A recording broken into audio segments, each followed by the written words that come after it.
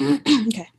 Good evening, ladies, gentlemen, non-binary people and the like. My name is I.S. Jones, director of the Watershed series with Art Lit Lab, and it is my great pleasure to introduce the Through the Story, gentlemen, non-binary people and the like. The Watershed series is made possible from support by the Dane Arts with additional funding from the Andres MFG Company Foundation, the Eve U Foundation, and the charitable arm of the Capital Times with the W. Jerome Faust Juicy Foundation and the Pleasant T. Rowland Foundation.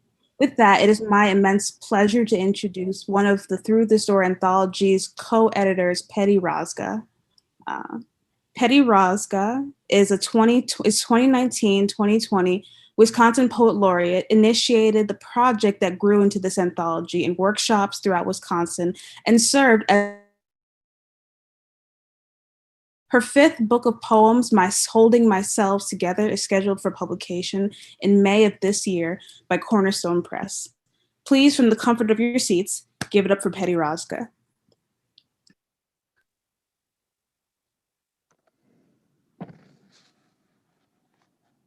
Thank you very much, IS, for hosting this event and for welcoming us to the Watershed Reading Series, especially now this month in National Poetry Month. It's our honor to be here. We're very grateful.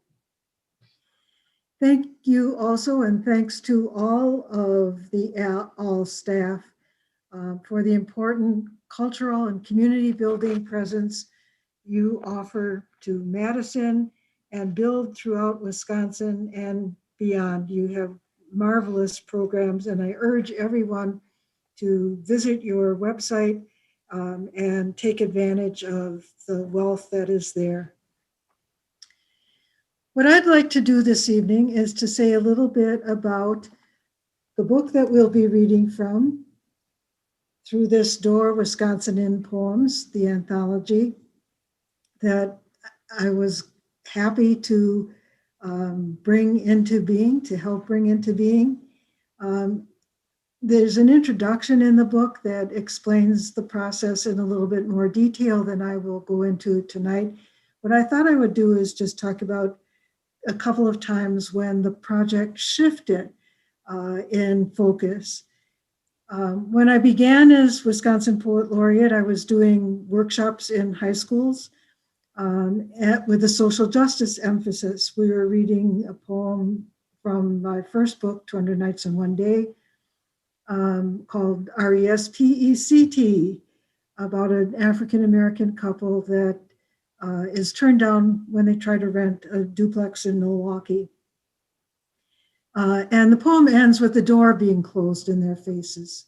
So I would ask the students, is that door still closed?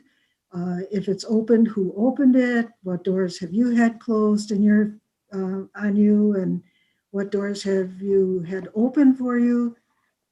And then we would talk about those kinds of things, and then they would write. I continued to do workshops along that line across Wisconsin, and eventually it dawned on me that given the wealth of insights that were coming across in what people would share at the end of the workshop, that maybe there was material here for a chapbook, say 25 or 30 poems put together in a book. But the problem with drawing on the poems that had already been written was that I didn't have copies. I didn't ask for copies at the ends of those workshops, and I didn't know how to get in touch with everyone. So the chair of the Wisconsin Poet Laureate Commission at the time, Ronnie Hess, suggested that I contact the people who had served previously as Poets Laureate because there was no book that had work from all of them, all 8 of them at that time. So I did that, and that was the first shift away from those poems spontaneously written in workshops to poems that were created with a little more deliberation on the topic and chances to revise. At about that same time, I was reading Joy Harjo's memoir, Crazy Brave, and came across this sentence. When beloved sun rises, it is an entrance, a door to fresh knowledge. And that term, fresh knowledge, really resonated for me, because I think that's what poetry does. It doesn't always tell us something new, but it helps us to look at even things that we think we already know in a fresh way. And it had the term door in it, and it was a way to pull together a variety of reflections on the topic, poetic reflections on the topic. So that was one shift that occurred. And then the second, and maybe the bigger shift, was beginning to think of this as a book and to begin to think of it as showcasing Wisconsin poets to those 50,000 people who were going to come to Milwaukee for the Democratic National Convention in 2020. So that was our goal. At that point, Angie came on board the project and was really helping to move it along. And then, of course, the pandemic, and then, of course, the cancellation of the Democratic Convention. So all the wonderful things we were going to do, put poems as inserts into restaurant menus and make window clings with poems that would go on shop and restaurant doors, so that you'd have a door poem as you were walking in a door. I still think those are great ideas, but with the absence of the convention, there was no source of funding to do those, and the people weren't going to restaurants and shops anyway. So we had to think again.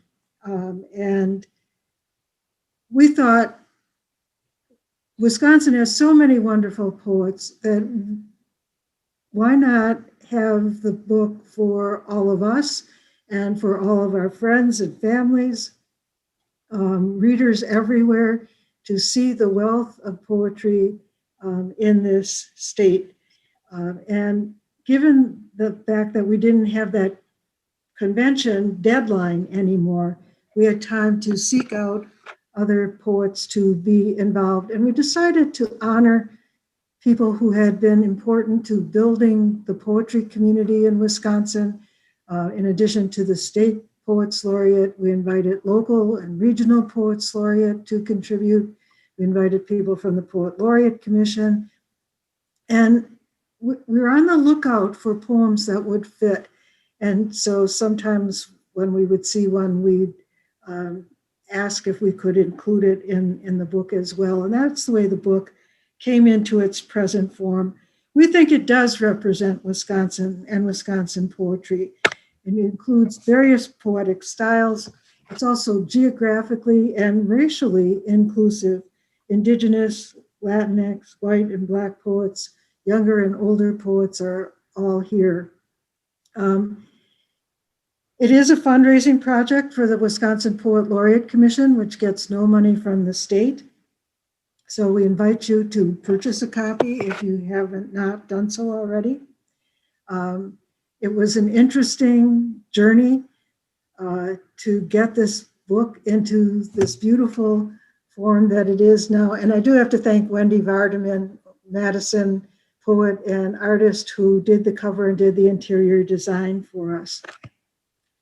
And just as this book started slow and gradually built and gained momentum, I think that's what happens often with poems. And so I'd like to lead off this evening with my poem, which opens the book, and it has the same title as the book, Through This Door, which traces this process of coming to a poem.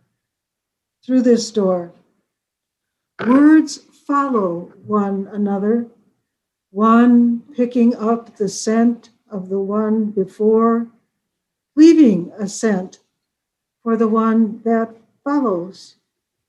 They head for the sweets, cookie crumbs on the kitchen counter, They carry what may be more than their weight, carry it back to the hill, to the nest, a trail, then a flurry of words. Quick, quick, keep up.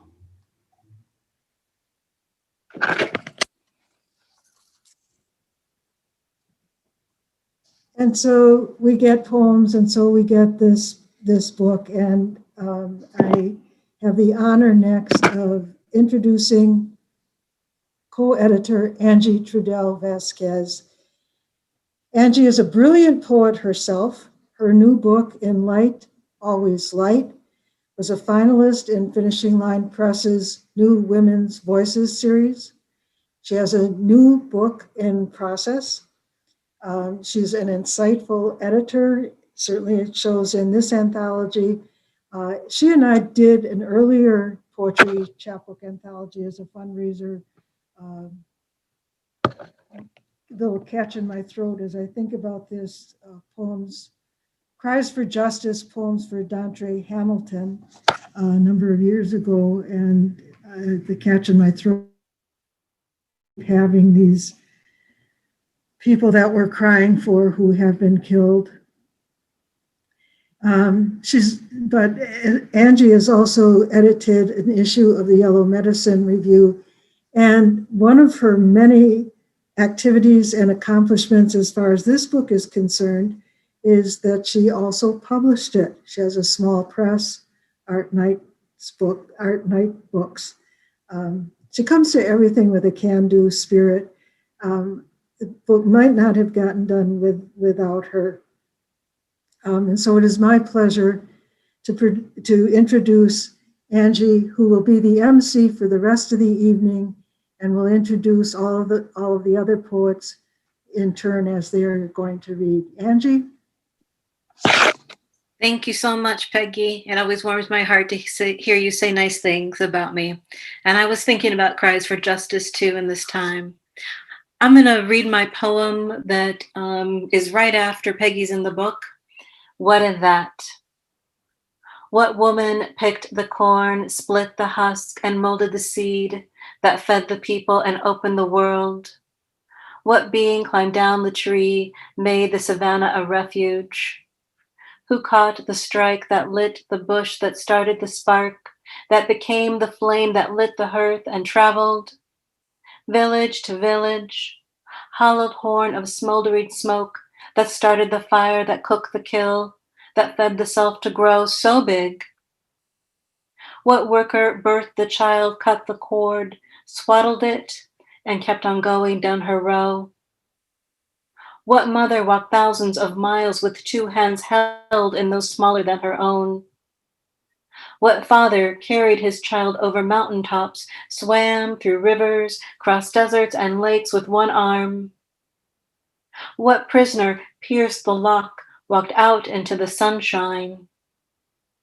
What grandparent let her daughter sleep while the child rose, bathed its skin in rosewater and lavender, sang songs of ones and twos until it cooed back ohs and ahs, blowing bubbles? What woman picked the corn, split the husk, and spilled the seed that fed the people and opened our world? Thank you. Now it is my great pleasure to introduce Abayo Animeshan, the author of 3 poetry collections and editor of 3 anthologies, a member of the Wisconsin Poet Laureate Commission. Abayo teaches at the University of Wisconsin-Oshkosh and lives in Green Bay. Please welcome Abayo.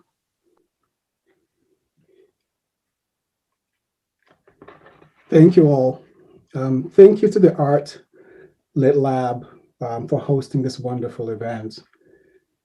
Thank you to the editors of this wonderful anthology for gifting Wisconsin with a collection of such wonderful work, and for also including my small poem amongst these others, which are just wonderful.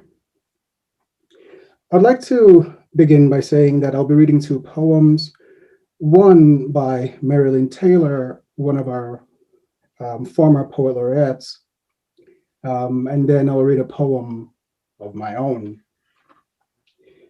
The poem by Marilyn Taylor is called The Geniuses Among Us, and it's a wonderfully crafted poem that celebrates the imagination.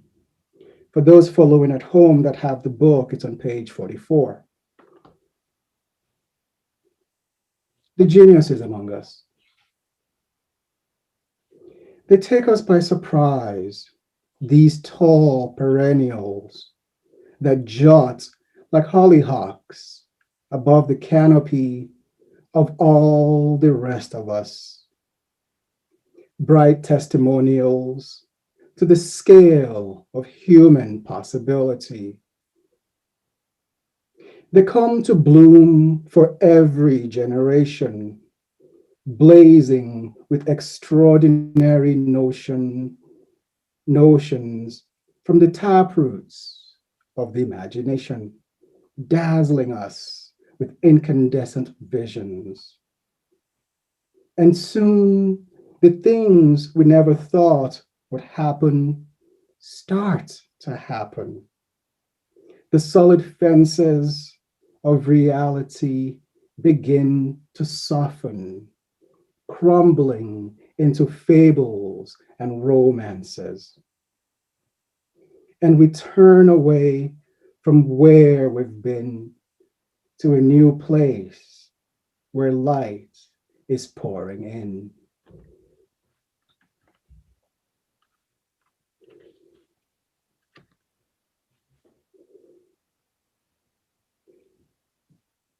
I'll be reading my poem next, titled Memorizing Poems. And one way it connects to the Marilyn Taylor poem is that it too celebrates or attempts to celebrate the imagination, but imagination and poetry, especially when a poem is internalized, especially when a poem is memorized, and how such internalized poems can take us into new spaces and or places. Memorizing poems. It is no different than lighting a candle and holding it high to see better the inner doorway of the heart, its red knob, framed trellis, the names of ancestors penciled in yellow and purple calligraphy. Holding that lit candle, the door melts, and you find yourself in the market of an ancient city, teeming with people of all ethnicity, peddling tomatoes, onions, silks, sandals, drums, saffron, milk. You walk around for hours.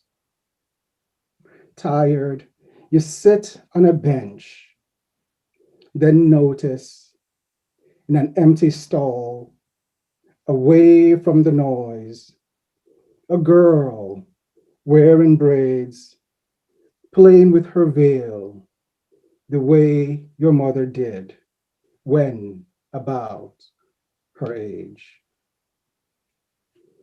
Thank you. Abayo, thank you for that wonderful reading of Marilyn Taylor's poem and your own. That's the best thing about these readings, is to hear you read your poems. Thank you so much. Next, we have Roberto Harrison. Roberto Harrison's books include O's Subpress, 2006, Counter Demons, Litmus Press, 2006, Bicycle, Nomi Press, 2015, Culebra, Green Lantern Press, 2016, Bridge of the World, Litmus Press, 2017, Yaviza, A Tale is 2017, as well as many chapbooks. Most recently, Roberto served as co-editor for the Resist Much, Obey Little anthology. He was the Milwaukee Poet Laureate for 2017 to 2019 and is also a visual artist. He lives in Milwaukee with his wife, the poet Brenda Cardenas. Please welcome Roberto Harrison. Hi, everybody. Thank you so much, Peggy and Angie, for putting this anthology together. It's really important and turned out really beautifully. I'm grateful to be included.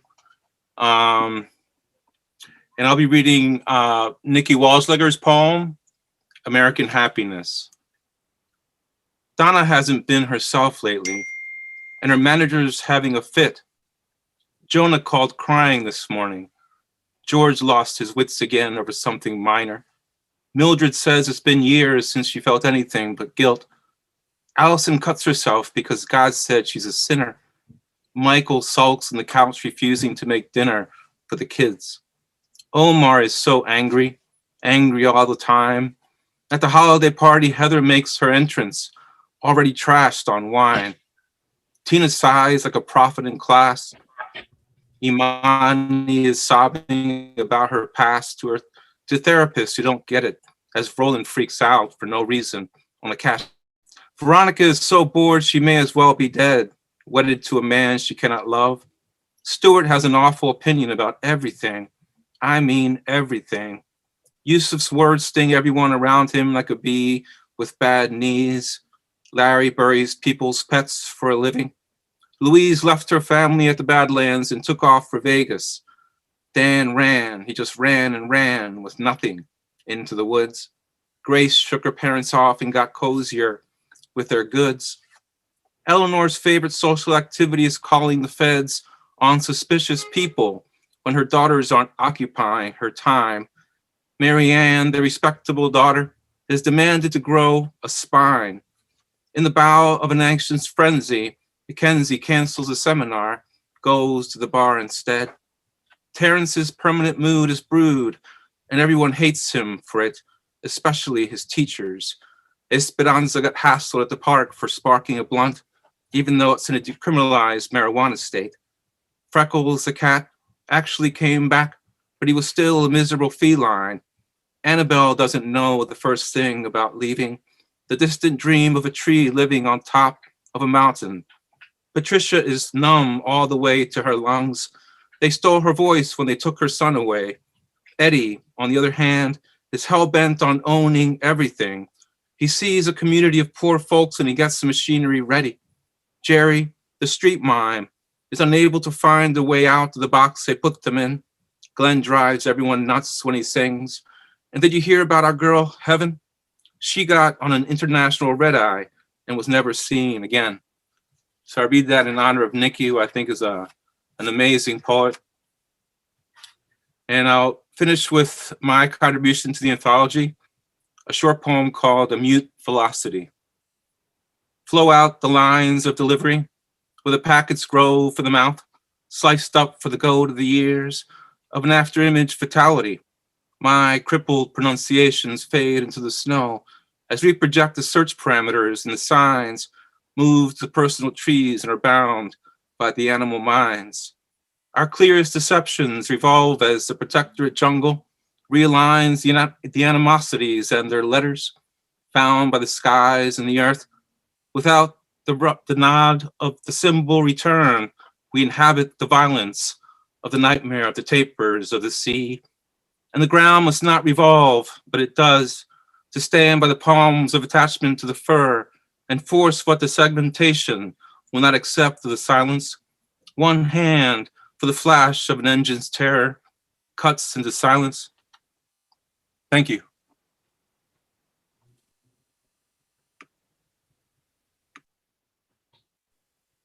Thank you so much, Roberto.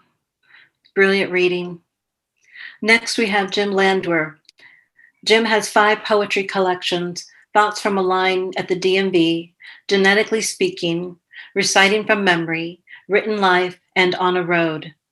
Jim also has 2 nonfiction books, Dirty Shirt, a Boundary Waters memoir, and The Portland House, a 70s memoir. Jim served as Poet Laureate for the Village of Wales, Wisconsin from 2018 to 2019. During his term, he solicited and received over 50 autographed books of poetry for donation to Kettle Moraine High School. Jim feels it's important to get poetry into the hands of young people. He also organized monthly poetry nights at Mama D's Coffee in Wales. Please welcome Jim. Thank you, Angie. I too would like to thank Angie and Peggy for putting this great anthology together. It's just a beautiful collection, and the cover work is wonderful too. I'd also like to thank Arts and Literature Lab for hosting this event, because I've been there in the past and it's a beautiful facility. I know they've moved. I haven't been to the new location, but I'm looking forward to it. So I'm going to read two poems as well. This first one is from Lisa Vijos, who is the Poet Laureate, I believe, in Sheboygan County. And I'll tie the two together at the end after I've read them. Hers is called Doors and Mirrors. The son said he had a dream, an amalgamation of doors. Better than a crisis of mirrors, replied mother. But when you go through a door, be prepared for mirrors. Reflections are everywhere. They follow you like shadows. You can wander in the maze of the old familiar funhouse, or choose to cross a threshold to an embryonic galaxy. And then my poem is about kind of the ecological crisis we're in right now with global warming and some of the other environmental disasters we have going on. And it speaks to this teenager that was in the news a year ago or so, Greta Thunberg, and just all that she's done to raise awareness. And received well or not, she's just a beautiful human being. I was thinking of her as I wrote this. It's called After Greta Thunberg. Our house is on fire, so I try to smother it by reducing, reusing, recycling, and rethinking, which shrinks landfills, but the fire rages on. So I look harder to slow climate change, taking a bus to the train station, and from there, still searching for solutions to slow global warming. I look up at windmills whispering answers. I'll keep looking for better answers, perhaps the cool energy of a solar panel and a grove of new trees. So the tie together with these two was, I've always loved the fun house as a kid, going into the House of Mirrors and banging into things. And I think, you know, our whole answer as a human race to the global warming issue is we're kind of in that fun house right now. We're like, okay, let's try getting the garbage out of the ocean. Boom, we run into a wall. Let's try electric cars. Boom. And all of these things, we keep running into mirrors and walls, but at the same time, we're eventually we'll get out of this house in some form. So we just have to keep knocking our heads. And I really like the poem itself, and that's why I chose it. But the correlation, after I thought about it a little bit, was just like, this is where we're at, and we're in the fun house, and it's not very fun right now, but we'll get through it. So thank you. Thank you so much, Jim. Very important. Next, we have Kathrine Yets, who lives in St. Francis, Wisconsin, is an English communications and creative writing instructor, a winner of the Wisconsin Writers Association's Jade Ring Award. She's published poems in Craft Review, Fickle Muses, the Windy Hill Review, and other publications. Her reviews of poetry appeared in Whale Road Review, Gently Read Literature, Verse Wisconsin, and elsewhere.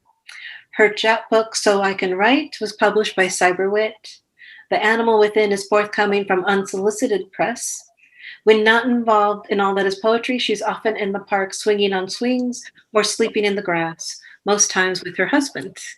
I like to swing too. Please welcome Kathrine Yets.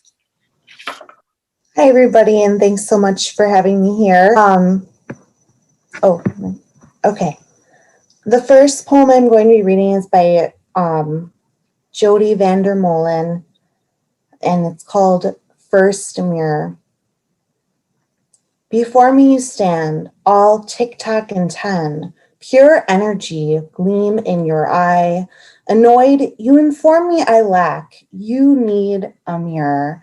I freeze, then a flash.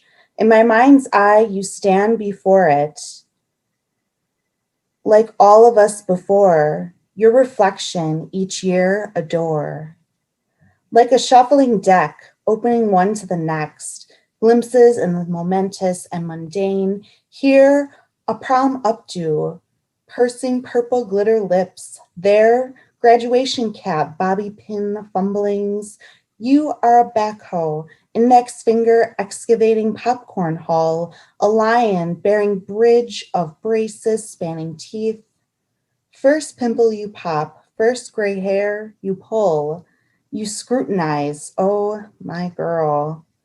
When you stare yourself down after a bully's bite or in the midst of lover's grief, when your vision is fogged by those who would have us carved into a mountain of same, when your anguished eyes meet themselves alone, declaring you do the thing you must, may you eject your oppressor, may you resist your heart's closing.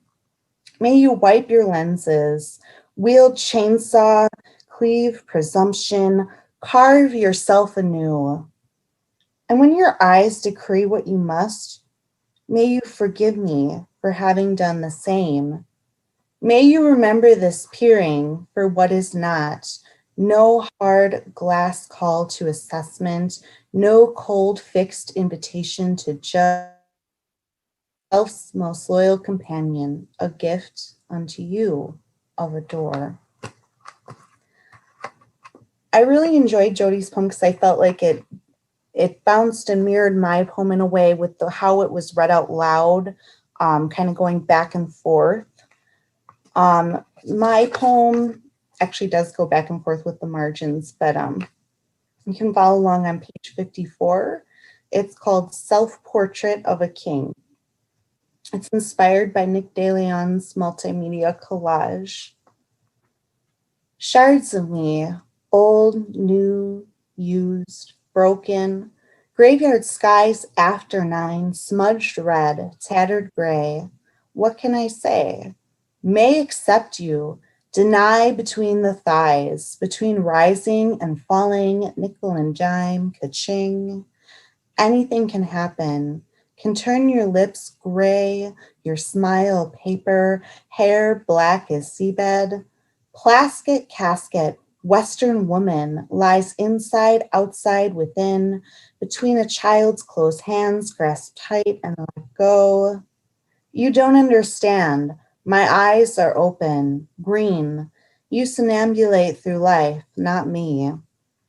A pantomime with a rhythm you might not appreciate, comprehend, you misinterpret, newspaper clippings across the board.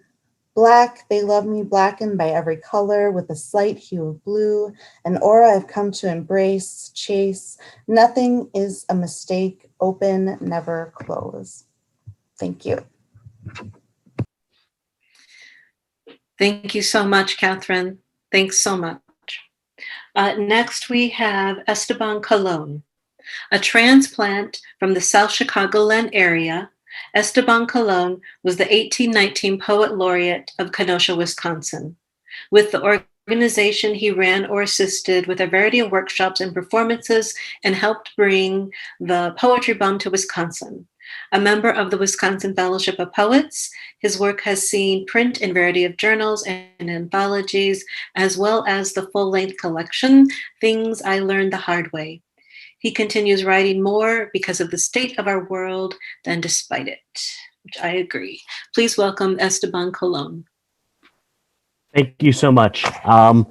Thank you for having me as part of the collection, part of the show. I'm also really happy that I get to enjoy everyone's reading along with our audience. I'm going to begin with When We Open Our Doors by Brenda Cardenas. And it goes like this. When we open our door, we gulp the morning breeze, turn our cheeks to clear skies or the wash of rain, listen to bird song flooding, squirrel chatter congregating into the silent streets. When we open our door, neighbors wave from porches, relieved to see us standing. We shout across yards to ask after elders and their emptying cupboards, after brothers overseas, after kids who miss hoops, tag, and double dutch. When we open our door, feet flex, grateful for each step away from walls and worn hallways, wrists and fingers relax, thanking arms for each swing away from keyboards. Eyes feast on glassy rivers, clearing minds of screens clutter, pixelated headaches. When we open our door, we pass deer grazing in a cemetery filled with lonely stones. Somehow, 6 feet may keep the gravedigger at home. So we give a wide berth to the jogger, decide to make do with what's left in the kitchen, and turn towards the house, our clunker sitting still in its spot, not coughing a single carbon emission. As we open our door, I tell you humans should quarantine 3 months each year to reduce Earth's fever. Clear her congested lungs, smoggy skies, cloudy streams, to give bees, coyotes, foxes, chickadees their 6 feet of peace times 10. When we open our door, our phones, our laptops, we dream of touching the faces on our screens, of locking eyes and kissing cheeks. We dream of real meadows, milkweed, and monarchs carrying the spirits of our dead to gather in forests of fir trees. We dream of opening our door. If you're following at home, that was on pages 14 and 13.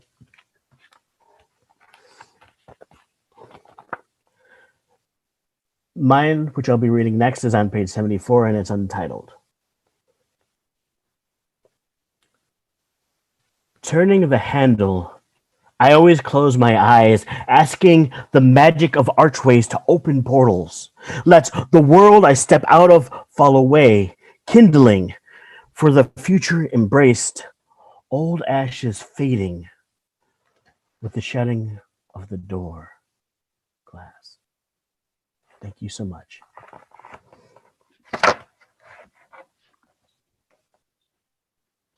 Thank you, Esteban, for that great reading. Thank you so much. So going to now Ed Werstein. Ed, Milwaukee, is the East Region VP of the Wisconsin Fellowship of Poets and represents the WFOP on the Wisconsin Poet Laureate Commission. In 2018, he edited the anthology Bards Against Hunger, Wisconsin edition, which raised money for local food pantries and shelters.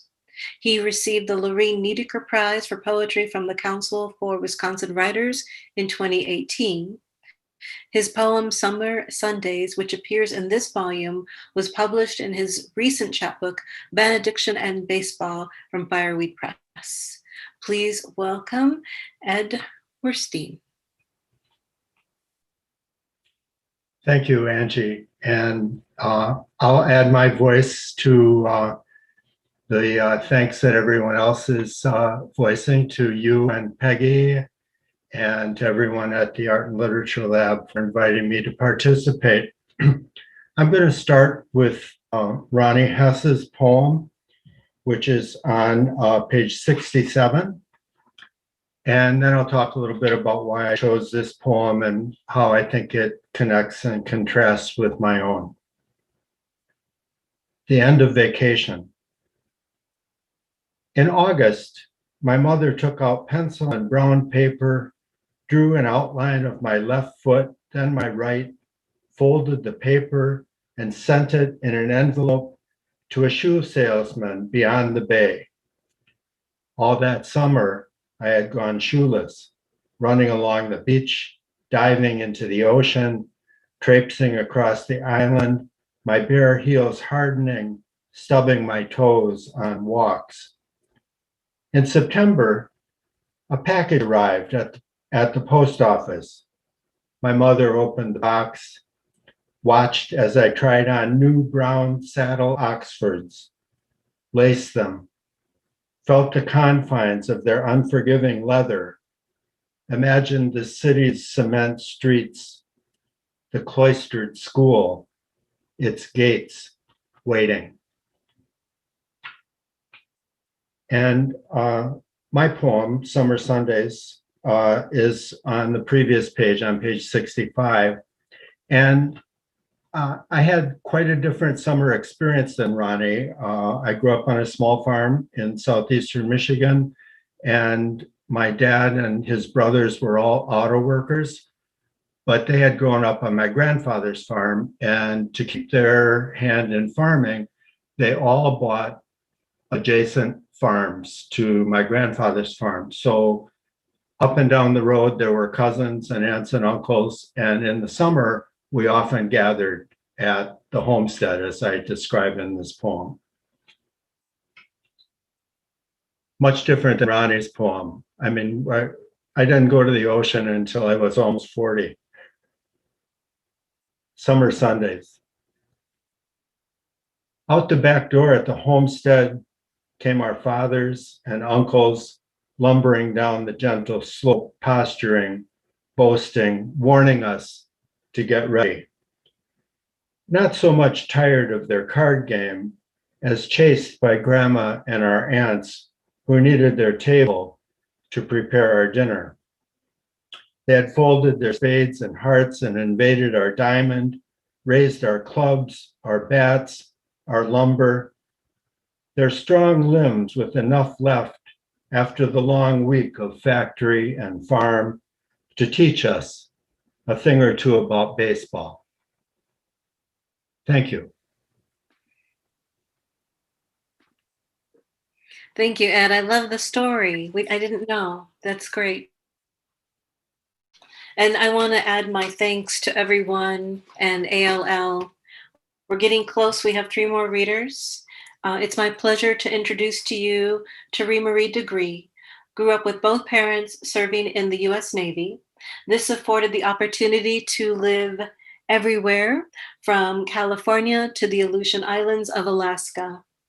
Her work includes reflections on faith, family, relationships, coming of age in the 1980s, the beauty found in the natural world, and the role people have to care for it and one another.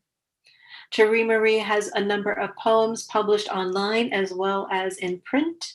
Permeable to the Year 2017, The Third Eye 2017, Where I Want to Live 2018, Secret Words Volume 4 2019, On Environment 2019, and Reflections 2020.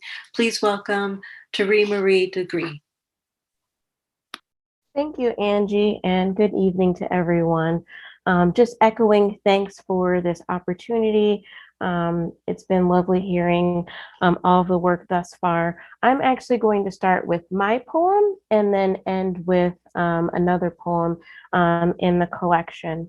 Mine is found on page 49. It's called Spirit of the One. Sitting at the checkerboard wood table near the black microwave with the dial timer, its front covered with fingerprints, its left side reflecting the light from the living room lamps, those beams bouncing off the giant mirror made from the sliding glass doors, showing the reflections of 3 girls, each given 3 lemon creme sandwich cookies to enjoy for an after-dinner snack. One sat quietly, pulling each cookie apart carefully, the top of the placemat as a guide. She made 2 parallel lines.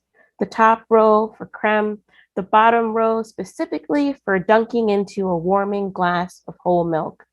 Meanwhile, a mother, having decided to leave and joined by an unknown companion, made repeated trips from the broken home to his truck, carrying all of her stuff. Unknown to anyone, accidentally crammed in those cardboard boxes, smothered in the crevices between cherished bric-a-brac and bubble wrap, was the spirit of the one. So too was her confidence, trust, ability to easily imagine and dream. Except for licking that top row of cookies, her mouth stayed shut. Maybe it was pride, or perhaps nihilistic acceptance that things wouldn't turn out any other way. So even as the threshold was crossed for the last time, and the mother gave an over-the-shoulder goodbye, the one didn't dare say what her heart was screaming. It seemed any word said would have no impact. She never once even left her dining room seat. The next poem I'm going to be reading is called Today, an Overture of Geese by Ellen Court, which is on page 47. I chose this poem because it's about a couple of my favorite topics to write about: nature and the good that can come from our relationships with one another. It's a completely different tone than my Door poem. It hits towards beauty that we can observe, beauty that we can experience, and the beauty that we can create. Today, an overture of geese. Lift in unmeasured waves across the water. A sailboat rides the wind out on the bay. Today, each of us breathe light and air as if it were text written willingly for one another. Our lives are spun with that kind of giving. The tree planted for someone else's comfort, empty basket waiting to be filled. The extended hand, an offering of grace. We are givers and love with believing. We are the horizon, the road, the traveler, map makers for others to follow. The door that opens for the word to enter. Everything we give to one another is a timepiece, a fluid motion of hours. Everything we give, a sweet echo, singing. Thank you. Thank you so much, Terimarie, for wonderful reading. I agree with you on your nature. It's my pleasure to introduce Kimberly Blazer, a friend and a colleague. Kimberly Blazer, 2015 to 2016 Wisconsin Poet Laureate, is the author of 5 poetry collections, most recently Copper Yearning, Apprentice to Justice, and the bilingual Dancing Resistance, and editors of Traces in Blood, Bone, and Stone. Anishinaabe from White Earth Reservation, Blazer is a fellow of the Wisconsin Academy, serves on the Wisconsin Poet Laureate Commission, and founded the Milwaukee Native American Literary Cooperative. A professor at UW Milwaukee and MFA faculty member for the Institute of American Indian Arts, Blazer has shared poetry programming at libraries, museums, conferences, festivals, and bookstores across the state, as well as on Wisconsin Public Radio and Wisconsin Public Television. It's my great pleasure to introduce to you Kimberly Blazer. Thank you, Angie. So great to be here with all of you. Like everyone else, I want to say miigwech. Thank you for this beautiful book and for hosting us tonight, Art Lit Lab. So I wanted to start with a poem by Max Garland. I love to hear Max read his poems, and I probably won't do this justice, but it is a poem that seems to be about love and loss, but I think might also be about poetry and longing. There you are. Strange how loss has a weight, how a thing subtracted bears down, bows the will. Say a man walks from your door or life, or say it's a woman, because what is poetry at a time like this, but the cadenced rerouting of the personal? And in that walking away flows the shape of the door and the road and the air, which is nothing, and yet there you are, poetry being what it is, bowed by the burden of the single self, a wholly unprovable entity. So what is the weight you feel? Is it just the theft of lightness? Was the poet right who said, love is a buoyancy, an amendment to gravity, the weight of blood and bone repealed? So that only the loss of love reveals the heart's true heft and measure? Or is it just the weight of memory that oppresses, like a door through which she is always walking in her dark shoes and a particular laughter? There's a kind of fierceness that reminds you of driven snow, how sweet a thing to brace against. But isn't memory itself invention, airy nothing, as Shakespeare wrote? Or is the context scrambled here? Or was Shakespeare an invention just shaped from the shadow of a man waving goodbye? Or say it's a woman, poetry being what it is, a way to speak a loss away, plea for lightness, impossible door. The wonderful Max Garland. And so I have 3 poems in here, but I have 2 that are really tiny, so I thought I'd read those. And they also are something about poetry and longing. The first one is from a series of poems I'm doing that is called The Way We Love Something Small. And they are about different kinds of moments of transformation. At least I think they are. We never know exactly what we're up to, right? The way we love something small. Pause before the mirrored gray of thinning hair. Grant parole.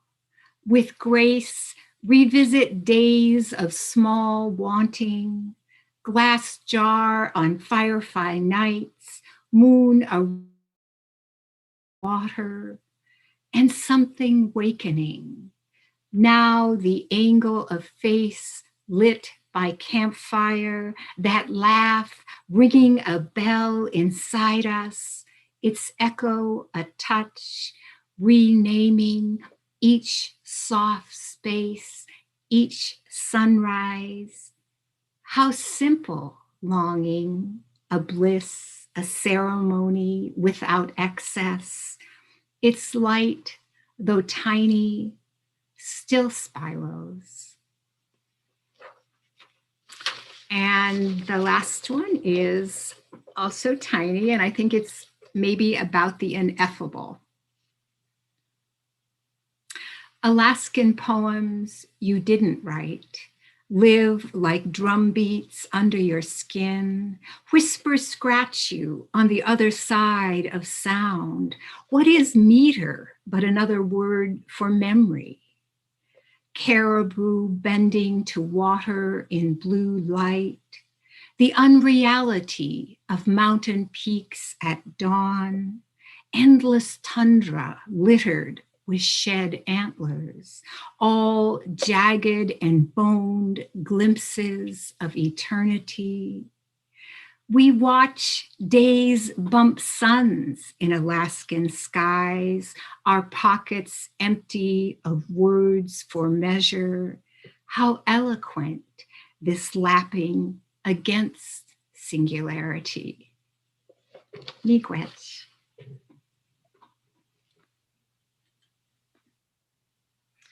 Thank you, Kim, for that gorgeous reading. And I love the line, moon, a ripe song over water.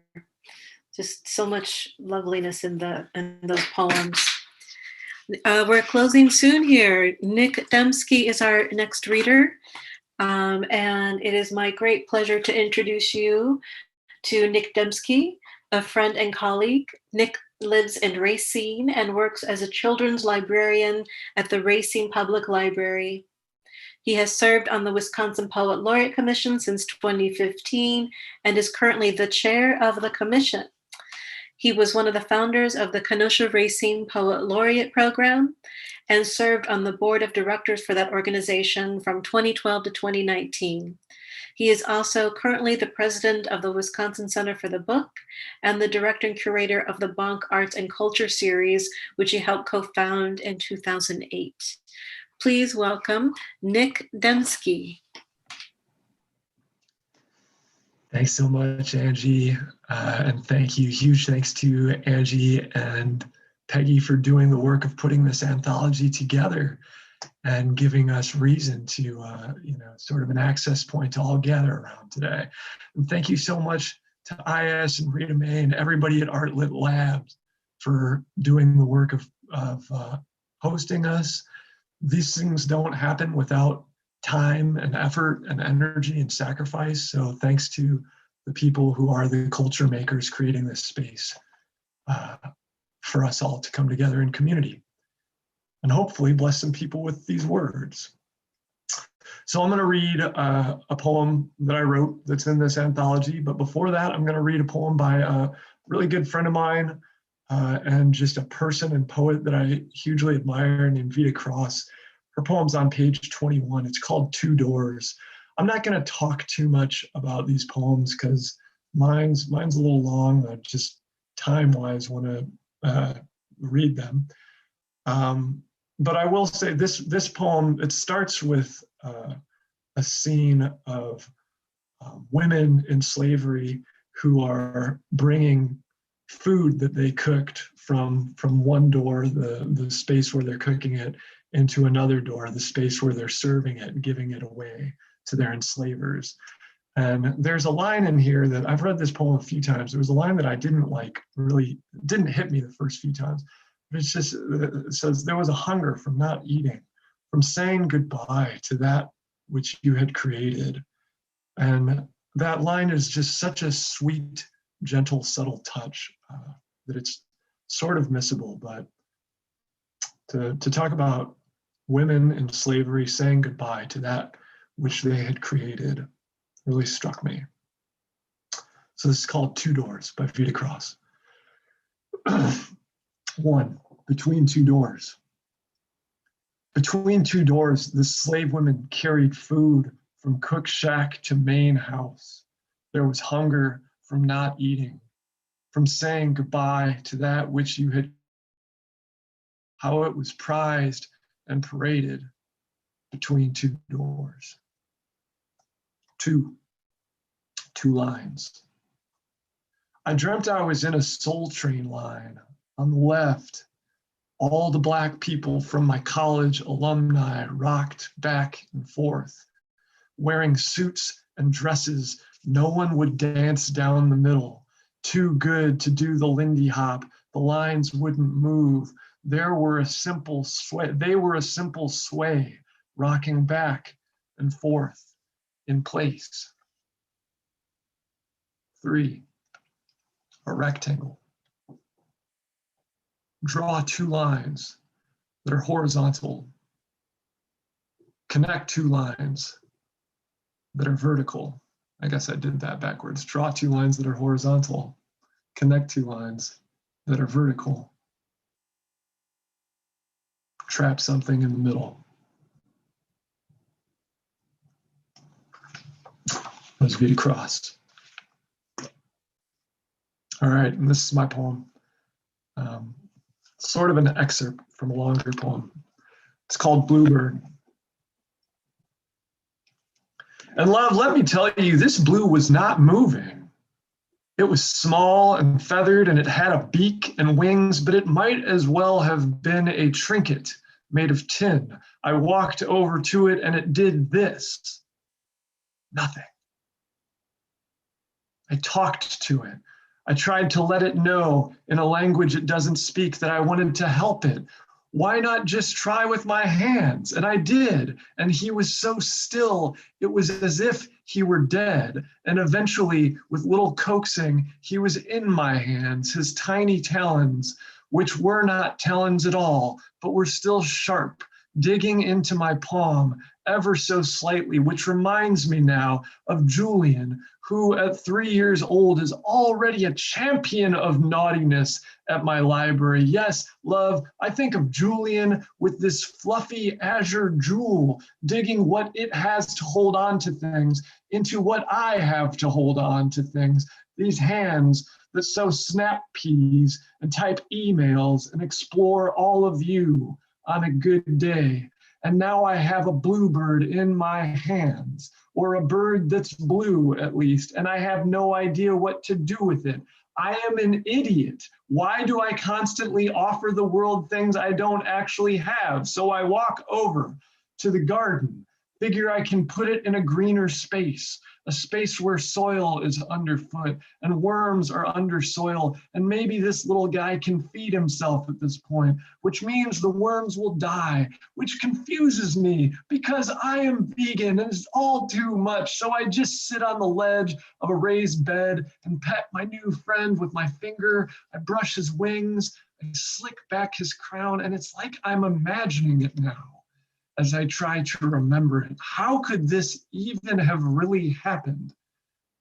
And I touched his beak too, and he stayed perfectly calm for all of it, as if, of course, this was what we were planning today. And I'm talking the whole time, telling him how good he's doing, how brave he is, how pretty, how much better life will be here in the garden than out there, weirdly, in the middle of a sidewalk. And the robins are hopping around and the killdeer are making a racket. So I stand and approach them a little bit more and start soliciting them for help, begging them to foster my mysterious indigo friend, my tiny little friend, so fragile. And as I'm pleading with the killdeer and explaining the situation so they don't think I'm just some wacko off the streets, bam!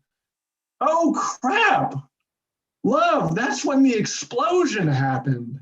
And I tell you, no one could have been more shocked than me. And I yelled at the top of my lungs and even laughed a little, maybe insanely, which made the people walking to work turn and stare at the man howling like mad in the garden because my bluebird friend burst into strong, confident flight and dipped and soared and finally alighted on a telephone wire, and holy hot damn, the world is suddenly something different. And I realize, love, that this super weird thing I held here in my very own hands, you, my sweet friend, who now are too high for me to even try to reach, I realize you were not what I thought you were. No.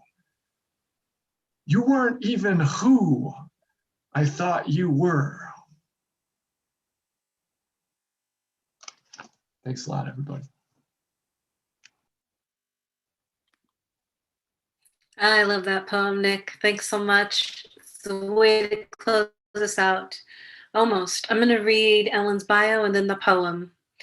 The wonderful thing about being part of these readings is hearing all your words wash over me every time. Ellen Court Appleton was Wisconsin's first poet laureate, serving from 2000 to 2004. Ellen passed away and she taught at local universities and schools and conducted writing workshops for at-risk teens, nurses, physicians, and for survivors of cancer, AIDS, and domestic abuse. Ellen authored 11 books and 8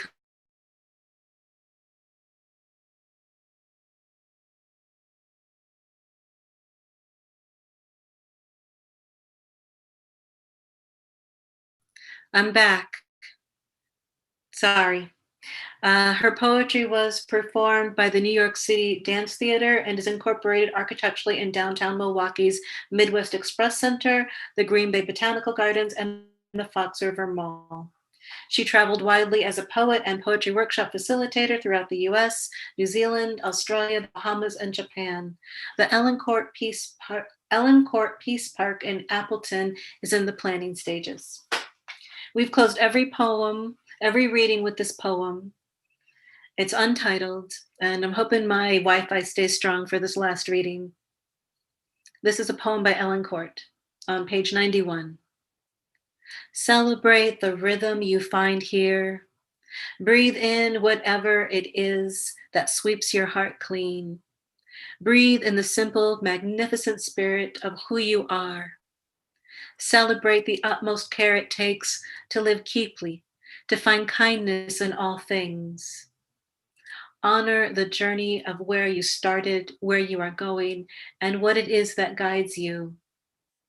Celebrate this piece of rest, this place of promise. Breathe in laughter and peace, knowing that what you do for yourself can change the world. Thank you so much. Thank you to Artlit Lab. Thank you to IS. Thank you to Rita Mae, all the readers, to Peggy for her vision. And thank you for being here, audience.